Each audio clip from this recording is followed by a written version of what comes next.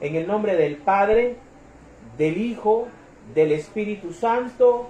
Amén. Señor Dios Padre Todopoderoso y Eterno, Rey Celestial, Padre mío, Padre nuestro, hoy queremos darte gracias, Señor, de manera especial, darte las gracias por escuchar todas nuestras oraciones, por estar con nosotros en los momentos difíciles, en las dificultades, en las angustias y en los miedos.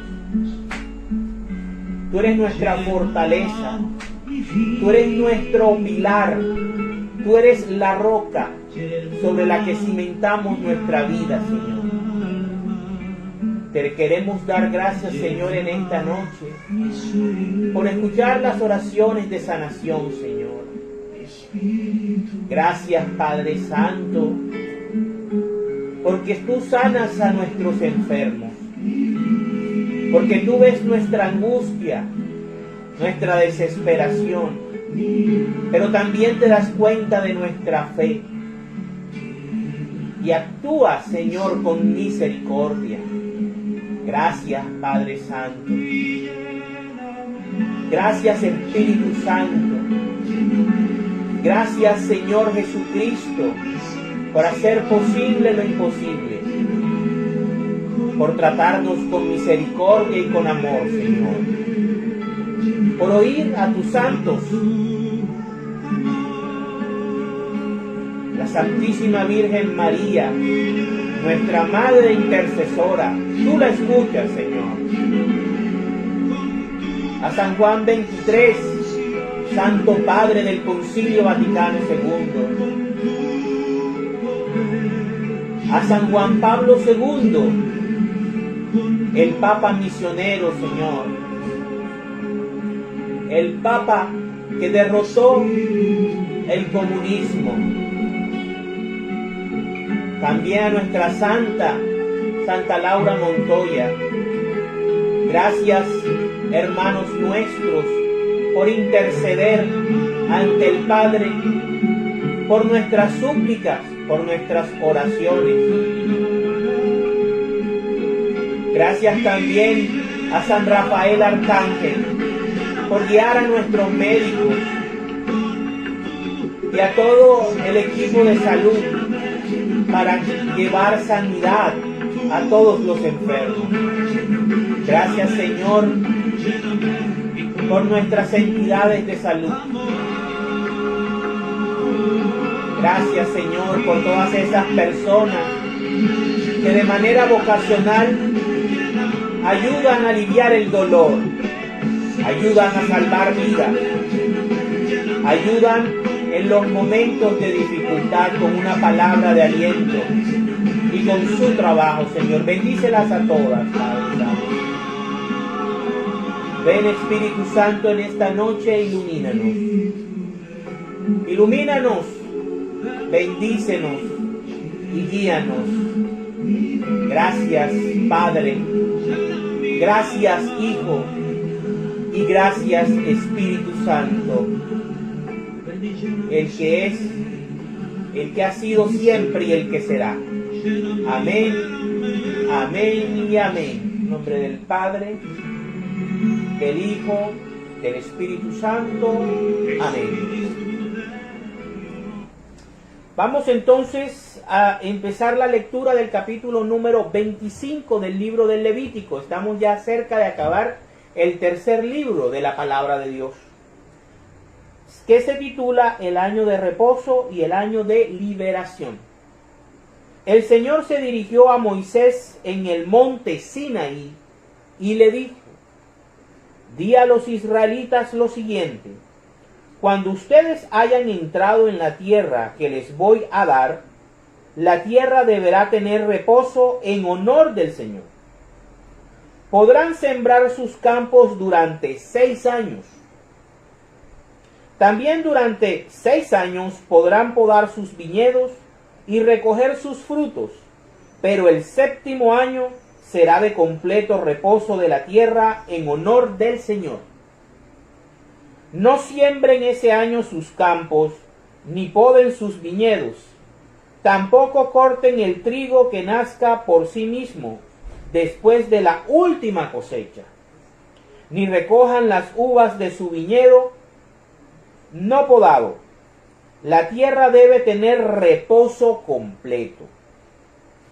Lo que la tierra produzca por sí misma durante su reposo, alcanzará para que coman ustedes, sus siervos y sus siervas, y los trabajadores y extranjeros que vivan con ustedes, y sus ganados y los animales feroces del país. Todo lo que la tierra produzca les servirá de alimento. Deben contar 7 semanas de años. Deben contar 7 semanas de años. Es decir, 7 años multiplicados por 7, lo cual dará un total de 49 años. Y el día 10 del mes séptimo, que es el día del perdón, harán sonar el cuerno de carnero en todo el país. El año 50 lo declararán ustedes año santo. Será un año de liberación. Y en él anunciarán libertad para todos los habitantes del país. Todo hombre volverá al seno de su familia y a la posesión de sus tierras. El año 50 será para ustedes año de liberación. Y en él no deberán sembrar, ni cortar el trigo que nazca por sí mismo, ni podar los viñedos, ni recoger sus uvas, porque es un año santo y de liberación para ustedes. Comerán solo lo que la tierra produzca por sí misma. En este año de liberación, todos ustedes volverán a tomar posesión de sus tierras. Si alguien vende o compra a otra persona algún terreno, no trate de aprovecharse de ella. El que compra debe pagar según el tiempo transcurrido desde el año de liberación, y el que vende debe cobrar según los años de cosecha que aún falten. Cuanto más años de cosecha falten, mayor será el precio. Si quedan pocos años, el precio será menor, pues lo que se vende es el número de cosechas. No abuse nadie de nadie. Muestren reverencia por su Dios, pues yo soy el Señor su Dios. Cumplan mis leyes, pongan en práctica mis decretos. Cúmplanlos y vivirán tranquilos en el país. La tierra dará frutos y ustedes vivirán tranquilamente en ella y comerán de sus frutos hasta quedar satisfechos. Tal vez se pregunten ustedes, ¿y qué vamos a comer durante el séptimo año, si no podemos sembrar ni recoger la cosecha? Pues bien, yo les enviaré mi bendición durante el sexto año, y la cosecha será suficiente para 3 años. Así comerán del grano almacenado mientras siembran de nuevo en el año octavo. Y aún hasta el año noveno podrán comer del grano almacenado mientras llega la cosecha. La tierra no debe venderse a perpetuidad. La tierra es mía, y ustedes solo están de paso por ella como huéspedes míos. Por lo tanto, para cualquier terreno que ustedes tengan en propiedad, deben conceder a los dueños anteriores el derecho de volver a comprarlo. Si uno de tus compatriotas se queda en la ruina y te vende alguno de sus terrenos, su pariente más cercano podrá venir y rescatar lo que su pariente había vendido. En el caso de alguien que no tenga un pariente que pueda rescatar su propiedad, pero que logre reunir lo suficiente para rescatarla él mismo, calculará el tiempo transcurrido desde que la vendió, devolverá al que la compró la cantidad de dinero que resulte a su favor, y él volverá a tomar posesión de su propiedad. Pero si no logra reunir lo suficiente para rescatar la propiedad, ésta se quedará en poder del comprador hasta el año de la liberación, durante el cual será liberada la propiedad y el que la vendió volverá a tomar posesión de ella.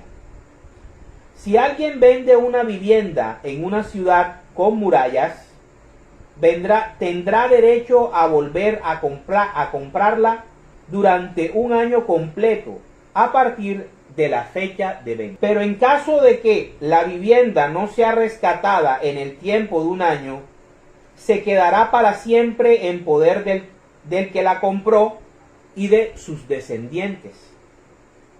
No podrá ser liberada en el año de liberación. En cambio, las casas de pueblos sin murallas serán consideradas igual que los campos.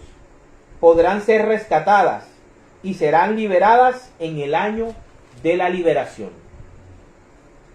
Los levitas tendrán siempre el derecho de volver a comprar las cosas que estén dentro de la ciudad de ellos. Si el que rescata es un levita, deberá abandonar la casa en el año de liberación e irse a la ciudad donde tiene su propiedad, porque la única propiedad de los levitas entre los israelitas es la casa que tienen en su ciudad. Las tierras de pastoreo pertenecientes a las ciudades de los levitas no podrán ser vendidas, porque son su propiedad permanente. Si alguno de tus compatriotas se queda en la ruina y recurre a ti, debes ayudarlo como a un extranjero de paso, y lo acomodarás en tu casa. No le quites nada ni le cargues intereses sobre los préstamos que le hagas. Al contrario, muestra temor por tu Dios y acomoda a tu compatriota en tu casa. No le cargues interés al dinero que le prestes, ni aumentes el precio de los alimentos que le des. Yo soy el Señor, el Dios de ustedes, que los sacó de Egipto para darles la tierra de Canaán y para ser su Dios. Si uno de tus compatriotas se queda en la ruina estando contigo y se vende a ti, no lo hagas trabajar como esclavo. Trátalo como a un trabajador o como un huésped. Trabajará para ti hasta el año de liberación, después del cual podrá abandonar tu casa junto con sus hijos, para volver otra vez a su clan y a sus propiedades familiares. Pues ellos son mis siervos, yo los saqué de Egipto, y no deben ser vendidos como esclavos. No los trates con crueldad, al contrario, muestra temor de tu Dios. Si quieres tener esclavos o esclavas, cómpralos de las otras naciones que te rodean. También puedes comprar a la gente extranjera que vive entre ustedes y a los hijos que les nazcan mientras estén en el país de ustedes. A ellos pueden comprarlos en propiedad y dejarlos como herencia a sus hijos cuando ustedes mueran. Siempre podrán servirse de ellos, pero ninguno de ustedes, los israelitas, debe dominar ni tratar con crueldad a sus hermanos de raza. Si algún extranjero que vive en tu tierra se hace rico, y en cambio uno de tus compatriotas, vecino del extranjero, se queda en la ruina y se vende a ese extranjero o algún otro extranjero, tendrá derecho a que se compre su libertad, aún después de haberse vendido. Podrá ser rescatado por uno de sus hermanos, un tío, un primo o cualquier pariente cercano. También podrá rescatarse él mismo, si tiene medios para hacerlo, calculando con el que lo compró desde el año en que se vendió hasta el año de liberación. El precio de venta deberá corresponder al número de años, y el tiempo que haya trabajado se calculará según la paga que se da a los trabajadores. Si aún quedan muchos años por delante, en proporción con ellos, dará por su rescate parte del dinero que recibió por venderse. Pero si falta poco tiempo para el año de liberación, dará por su rescate la cantidad correspondiente a los años que falten. Se le deberá tratar como un trabajador contratado por año. No permitas que se le trate con crueldad. Si acaso no es rescatado en este tiempo, quedará en libertad en el año de liberación, junto con sus hijos, pues los israelitas son mis siervos, mis propios siervos. Yo los saqué de Egipto, y yo soy el Señor su Dios. Palabra de Dios. Te alabamos, Señor. Bueno, el capítulo de hoy del libro del Levítico es un capítulo muy extenso.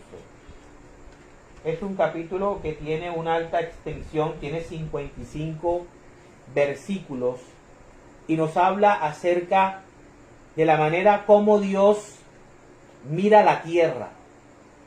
Fíjense, nosotros podemos pensar de que estos movimientos de Greenpeace, de Salvemos a la Tierra, de ese pensamiento verde o green, es nuevo de este siglo.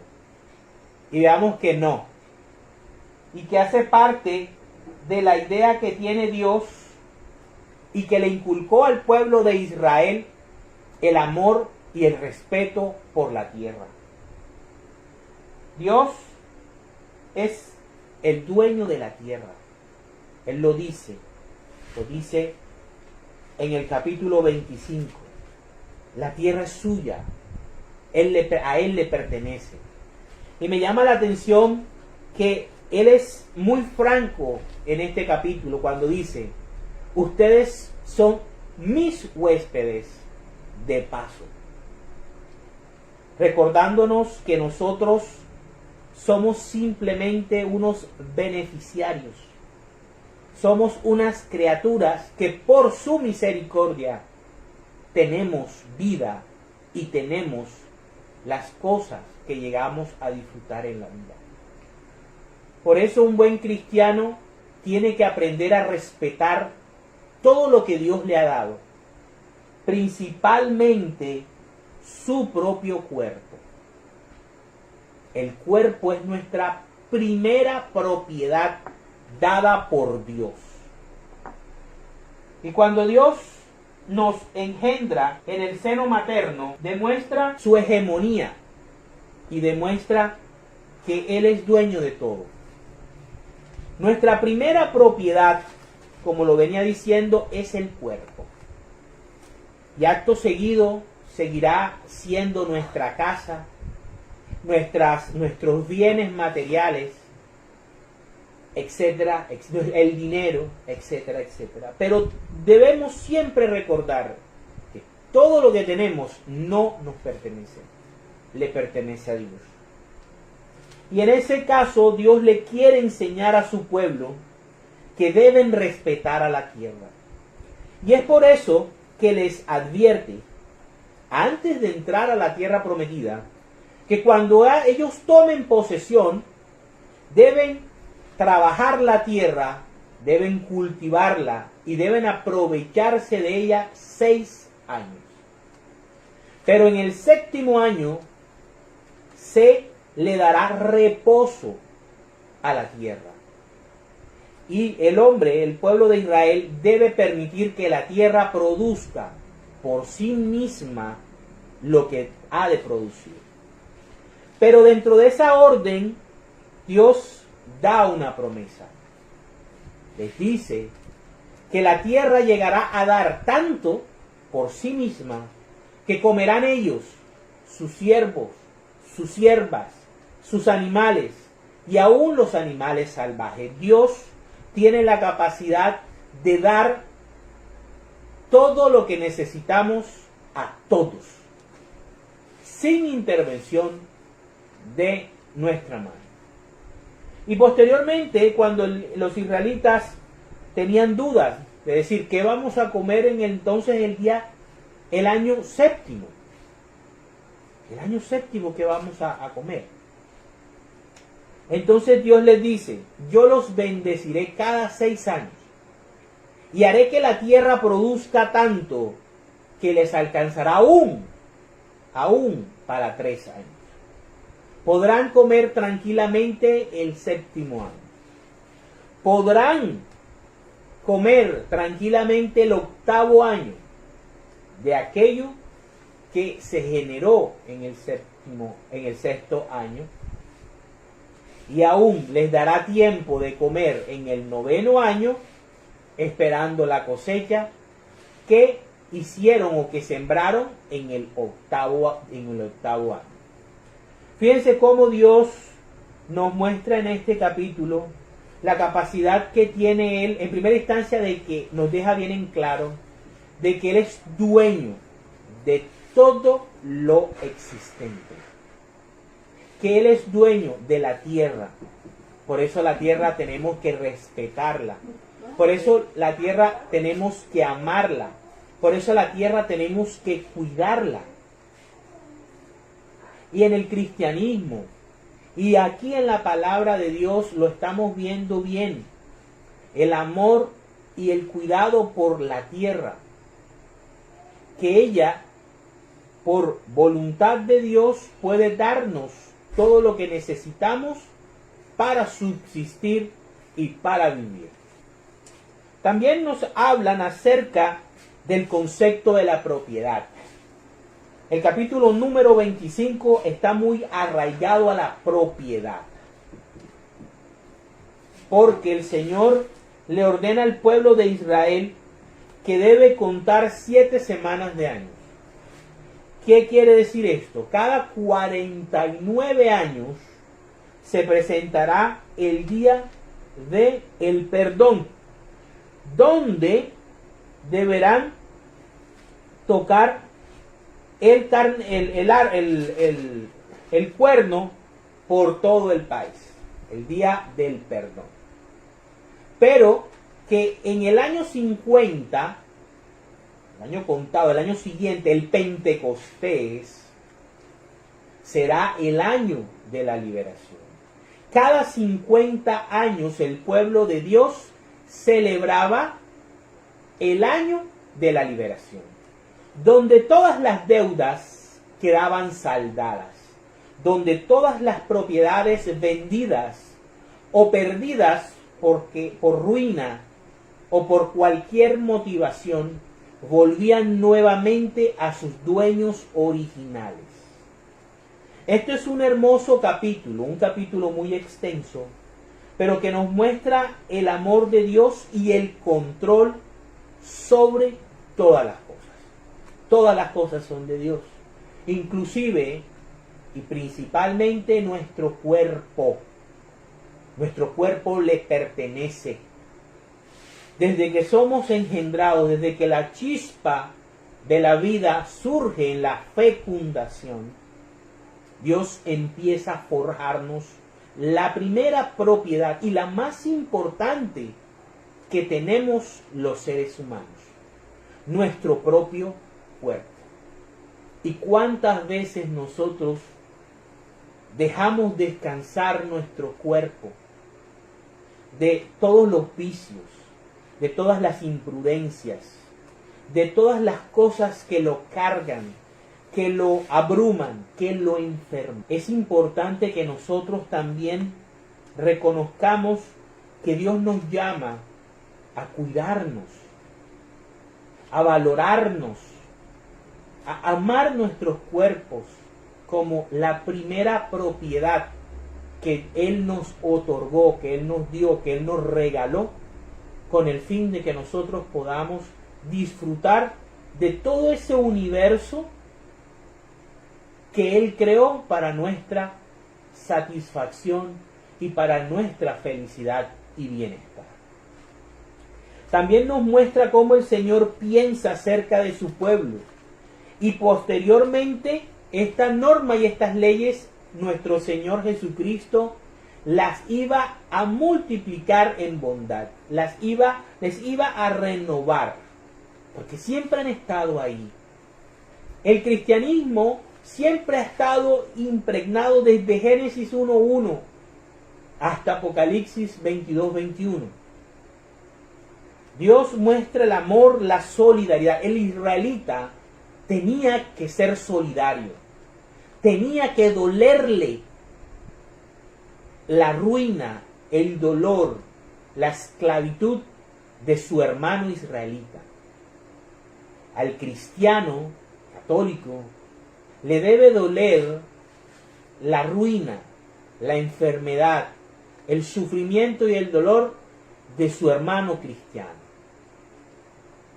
Ese es el mensaje que el Señor nos quiere dejar hoy, que tú como hermano, en ese entonces, le decía al pueblo de Israel, ningún israelita debe ser tratado cruelmente si por ruina tiene que venderse a sí mismo. Tú lo rescatarás. Tú le pagarás bien. Si tú lo tienes en tu casa como huésped porque perdió su propiedad, lo tratarás bien. Lo tratarás como un trabajador, no como un esclavo. No le pondrás intereses al dinero que le prestes mientras no pueda sustentarse. Fíjense cómo Dios piensa financieramente. Piensa en propiedad privada. Piensa en solidaridad. Piensa en amor de nacionalidad. Y posteriormente amor de iglesia, entre hermanos de iglesia. Este capítulo es un capítulo muy, muy hermoso porque emana el amor. Emana el amor por la tierra. La tierra debe descansar. Debemos dejarla descansar. No podemos estar abusando y abusando y abusando de ella, explotándola. La tierra debemos dejarla y es un mandamiento de Dios. Y es una obligación y un deber del cristiano. Respetar la tierra. Pero también respetar la propiedad privada de los hermanos. Y la propiedad privada propia. Y llama la atención el número 50. Llama la atención que exista un año de liberación, donde toda esclavitud, donde toda posesión logre retornar a sus dueños originales. Y qué hermoso es que es el día o el año siguiente a las 7 semanas de año. Al igual que el Pentecostés. Es el Pentecostés. Pero aquí está dirigido, viendo desde el punto de vista de Cristo, a la liberación de la humanidad. Al quitarle el poder a Satanás y devolverlo a Dios. Ese poder que tenía Satanás sobre la raza humana, llamada pecado. Eso es lo que nos trata de decir esta noche el Señor. Que debemos respetar nuestro cuerpo. Que debemos respetar nuestra tierra. Que debemos ser solidarios con nuestros compatriotas, con nuestros hermanos de fe. Que debemos ser justos. Que en casos extremos donde tengamos una familia ayudándola, debemos ser solidarios. Y esos intereses sobre la plata que tú le prestes a esas personas que no pueden pagártela, Dios te la multiplicará de muchas maneras. No solamente monetariamente, de muchas maneras, en salud, en bendiciones, en trabajo. en cuidado, en cuidar tu sendero, en cuidar tus caminos, el camino de tus hijos. El que en el momento de mayor dificultad, en el momento de la angustia, en el momento del sufrimiento, encontrarás que Él te socorre, que Él te ayuda, que Él te sustenta y que Él abre caminos que solo no podríamos abrir para la gloria de Dios. Vamos a ver ahora desde el punto de vista cristiano, cristocéntrico, qué quería el Señor con la celebración del año de la liberación. Vámonos a Isaías 61 del 1 al 3. Vamos a ver, Isaías 61 del 1 al 3. Dice: el Espíritu del Señor está sobre mí, porque el Señor me ha consagrado. Me ha enviado a dar buenas noticias a los pobres, a aliviar a los afligidos y a anunciar la libertad a los presos, libertad a los que están en la cárcel, a anunciar el año favorable del Señor, el día en que nuestro Dios nos vengará de nuestros enemigos. Me ha enviado a consolar a todos los tristes, a dar a los afligidos de Sión una corona en vez de ceniza, perfume de alegría en vez de llanto, cantos de alabanza en vez de desesperación. Los llamarán robles victoriosos, plantados por el Señor para mostrar su gloria. Palabra de Dios. Te alabamos, Señor. Y todo esto lo cumple Jesús de Nazaret.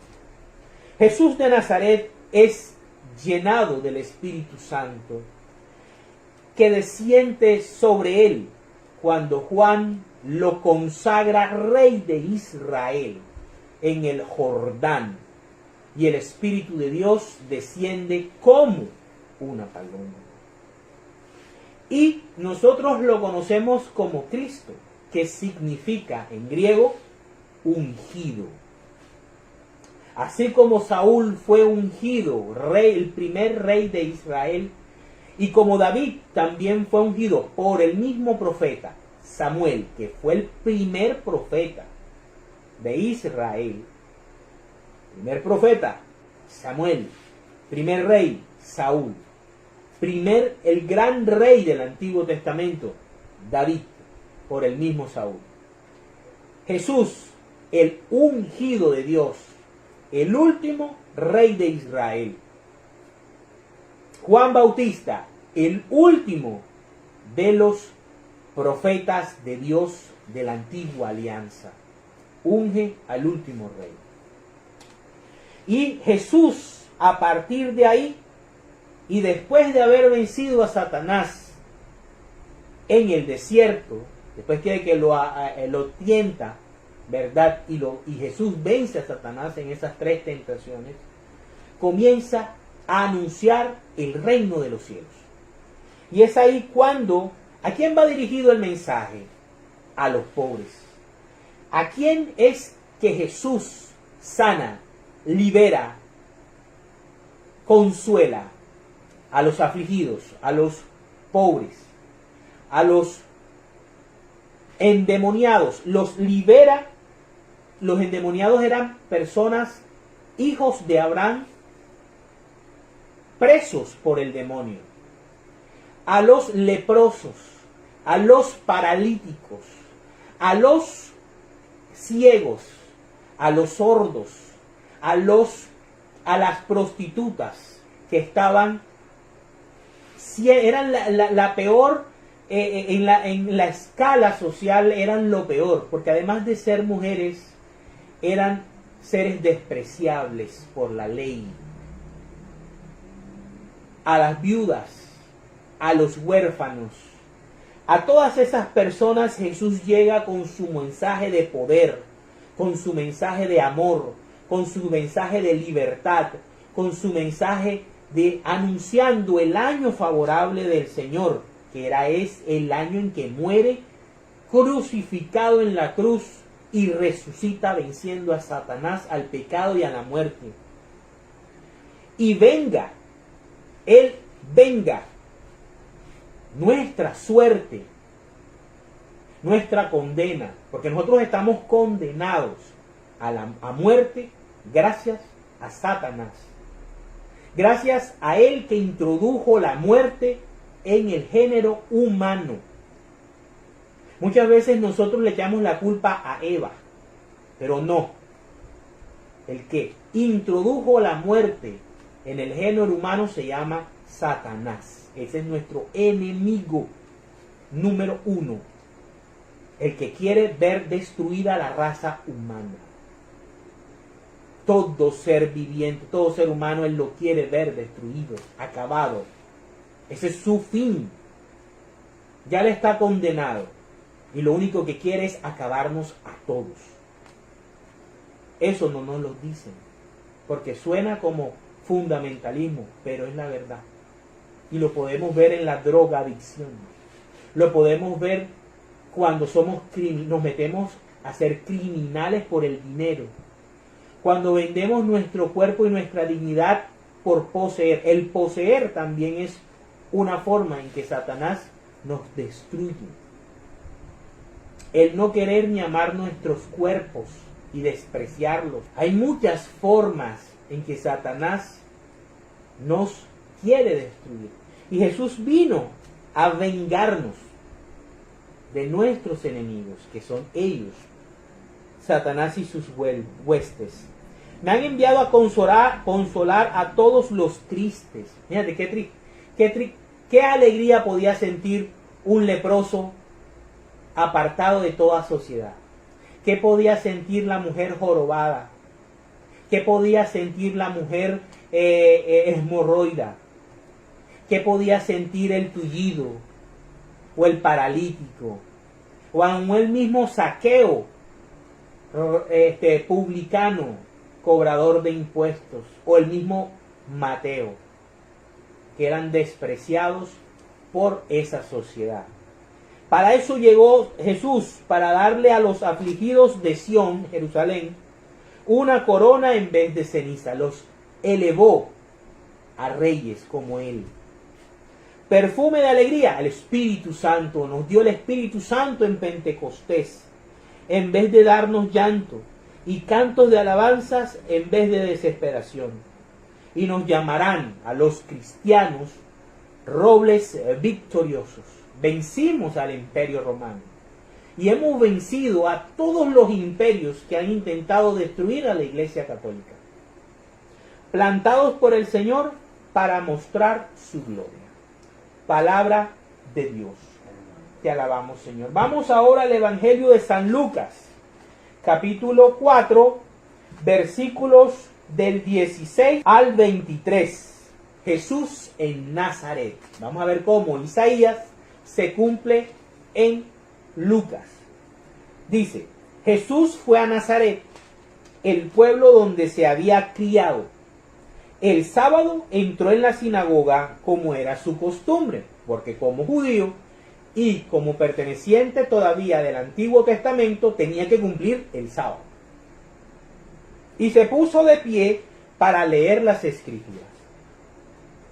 Le dieron a leer el libro del profeta Isaías. Y le dieron a leer, y al abrirlo encontró el lugar donde estaba escrito. Miren el manifiesto. El Espíritu del Señor está sobre mí, porque me ha consagrado para llevar la buena noticia a los pobres. Me ha enviado a anunciar libertad a los presos y dar vista a los ciegos, a poner en libertad a los oprimidos, a anunciar el año favorable del Señor. Luego Jesús cerró el libro, lo dio al ayudante de la sinagoga y se sentó. Todos los que estaban allí tenían la vista fija en él, Él comenzó a hablar diciendo: hoy mismo se ha cumplido la escritura que ustedes acaban de oír.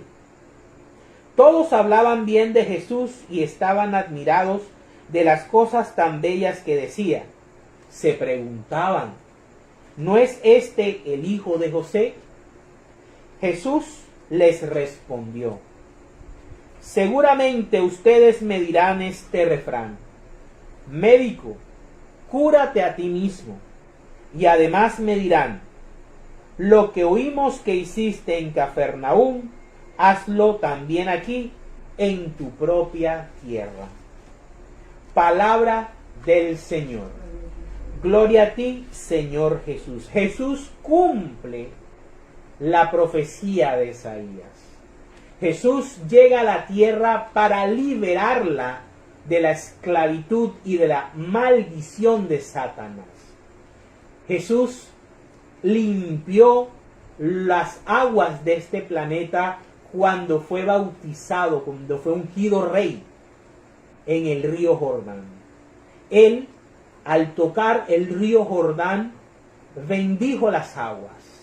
Y esas aguas fueron a parar a todos los mares y todas las aguas de este planeta, y las bendijo. Jesús bendijo el desierto cuando caminó sobre él los 40 días y las 40 noches.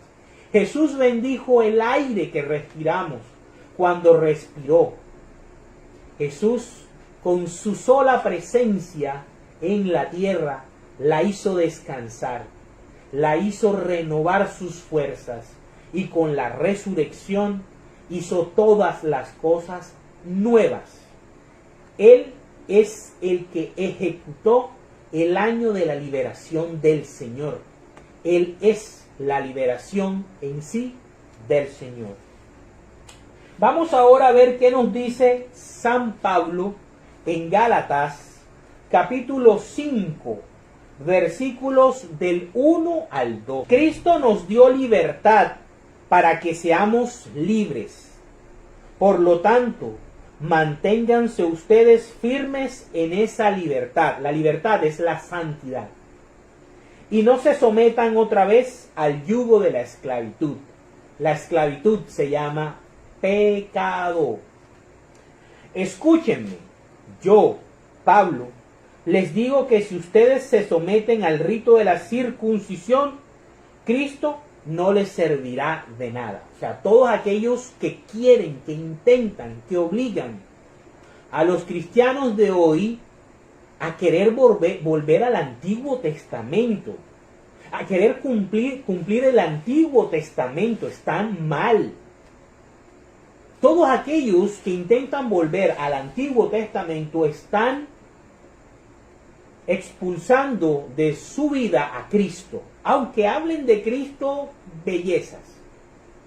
Pero si no se someten al Nuevo Testamento, si no respetan al Nuevo Testamento, si no cumplen el Nuevo Testamento, Cristo no les servirá de nada. Miren lo que dice Pablo: si ustedes se someten al rito de la circuncisión, Antiguo Testamento, Cristo no les servirá de nada. Quiero repetirle a cualquier hombre que se circuncida que está obligado a cumplir toda la ley mosaica, la ley del monte Sinaí. Y déjenme decirle algo: nadie cumplió los mandamientos del monte Sinaí, nadie. El único que los cumplió toditos, siempre se llamó Jesús de Nazaret. Por eso la sexta palabra que dice es: todo está cumplido. Porque ahí Jesús cumple toda la ley del Antiguo Testamento y cierra el Antiguo Testamento, clava en la cruz la ley mosaica. Y con su resurrección abre una nueva alianza, unos nuevos mandamientos y un nuevo día de descanso, el domingo, el día de la resurrección. Dice: ustedes, los que quieren ser reconocidos como justos por cumplir la ley, se han apartado de Cristo, han rechazado la generosidad de Dios, ¿verdad? Pero nosotros, por medio del Espíritu, tenemos la esperanza de alcanzar las justicias basados en la fe. Porque gracias a Cristo Jesús ya no cuenta para nada estar o no circuncidado. Lo que cuenta es la fe, una fe activa. Cuando Pablo habla acerca de fe activa, habla de hechos, habla de acciones, habla de un estilo de vida, de una forma de ser que lleva a que tú muestres a las personas, a tu familia, a tus amigos, a los miembros de tu iglesia, a tus compañeros de trabajo, que tú tienes a Jesús en tu corazón por la forma como actúas, por la forma como vives, por la forma como piensas, por la forma como ejerces tu fe, sobre todo en los momentos de angustia, de sufrimiento, de dolor, y en el que solamente podemos depender de Dios.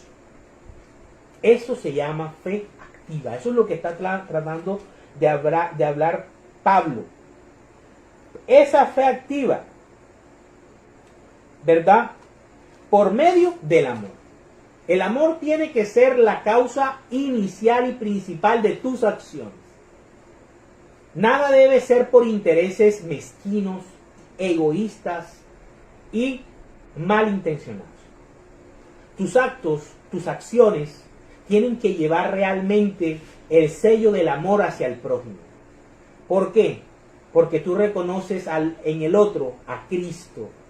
Tú le estás sirviendo a Cristo, sirviéndole al otro, al que sufre, al que padece, al que necesita de ti. Cuando tú lo haces con ese pensamiento, tú vives para Cristo. Tú sufres por Cristo.